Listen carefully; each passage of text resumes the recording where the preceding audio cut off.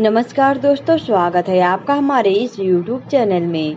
दोस्तों, हर व्यक्ति के मन में यह जानने की उत्सुकता होती है कि पिछले जन्म में वह क्या था और उसका अगला जन्म किस योनि में होगा। पुराने समय में ऋषि मुनि तपस्या करके ऐसी सिद्धियां हासिल कर लेते थे जिससे वह अपने भूत और भविष्य को देख लेते थे। दोस्तों, ऐसा कर पाना हमारे और आपके लिए संभव तो नहीं है, लेकिन हिंदू धर्म शास्त्रों में ऐसे संकेत मिलते हैं जिससे आप अपने अगले जन्म के बारे में जान सकते हैं। दोस्तों, आज की इस वीडियो में हम यह जानने का प्रयास करेंगे कि गरुड़ पुराण में भगवान विष्णु ने पक्षीराज गरुड़ को ऐसे कौन कौन से कर्म बताए हैं जिन्हें यदि मनुष्य अपने इस जीवन में करता है तो उसका अगला जन्म मनुष्य योनि में ही होना निश्चित हो जाता है। इसके साथ ही आप यह भी जानेंगे कि आखिर वह कौन से पाप हैं जिन्हें करने से मनुष्य का जन्म गधे और भेड़ियों जैसे योनियों में होता है। दोस्तों, हिंदू धर्म शास्त्रों में मनुष्य का जन्म मिलना तो बहुत ही कठिन बताया गया है। योनियों में मनुष्य ही वह योनि है जिसमें सोच विचार कर सही निर्णय लेने की शक्ति होती है। इस योनि में किए हुए कर्मों से ही आपका अगला जन्म जुड़ा होता है। मनुष्य योनि में जो कर्म किया जाता है इन्हें भोगने के लिए ही मनुष्य का जन्म अन्य योनियों में होता है।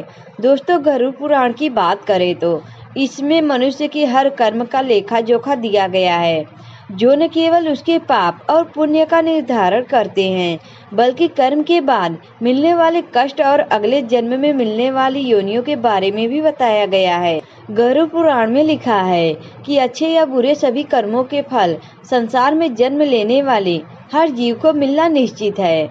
मनुष्य का अधिकार केवल कर्म करना है, फल देना परमात्मा का कर्तव्य है। भगवान श्री कृष्ण ने भी गीता में यही बताया है। इतना ही नहीं, गरुड़ पुराण के अनुसार मनुष्य अगले जन्म में किस योनि में जन्म लेगा यह भी उसकी मृत्यु से पहले ही तय हो जाता है। मनुष्य के द्वारा उसे जीवन में किए गए कर्मों के आधार पर है। तो चलिए सबसे पहले ये जान लेते हैं कि किन कर्मों को करने से कौन सी योनि में जन्म मिलता है। इस जन्म में मनुष्य योनि मिलने का अर्थ यह नहीं है कि आपका अगला जन्म भी मनुष्य योनि में ही होगा। गरुड़ पुराण के अनुसार जो अच्छे कर्म करते हैं केवल उन्हें ही मानव जीवन मिलता है।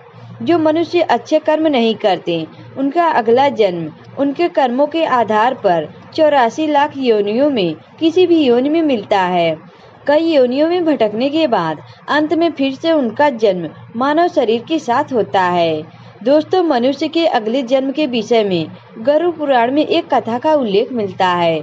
इस कथा के अनुसार एक बार महर्षि वेद व्यास जी ने ऋषियों से पूछा कि किस कर्म से कौन सी योनि में जन्म मिलता है।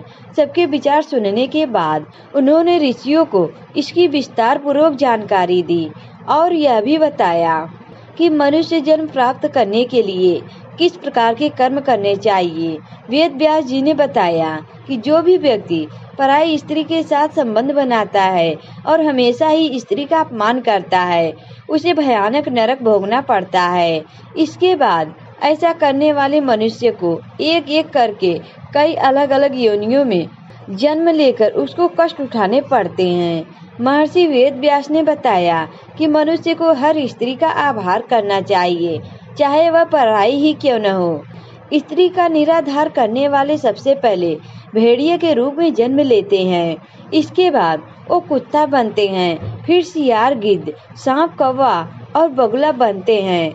इन सभी योनियों में जन्म लेने के बाद उन्हें फिर से मनुष्य योनि में जन्म मिलता है। महर्षि ने बताया कि बड़ा भाई हमेशा पिता तुल्य होता है, इसलिए वह सदैव ही आदरणीय है। कभी भी किसी भी स्थिति में उसका अनादर नहीं करना चाहिए, अन्यथा कौच नामक पक्षी के रूप में जन्म लेना पड़ता है।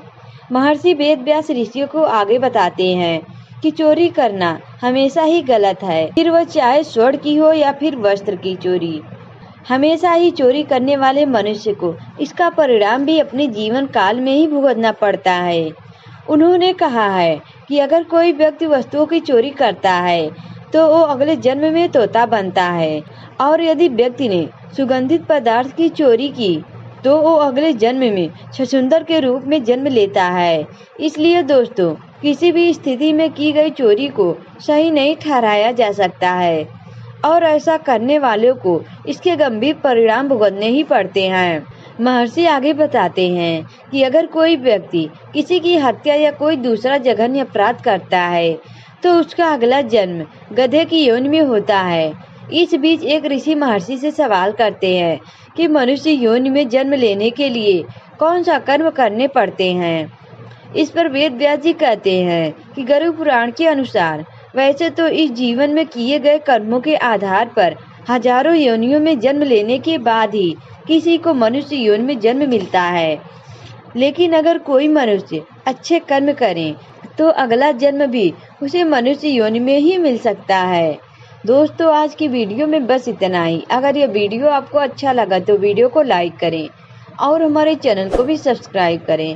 दोस्तों, वीडियो देखने के लिए आप सभी का धन्यवाद।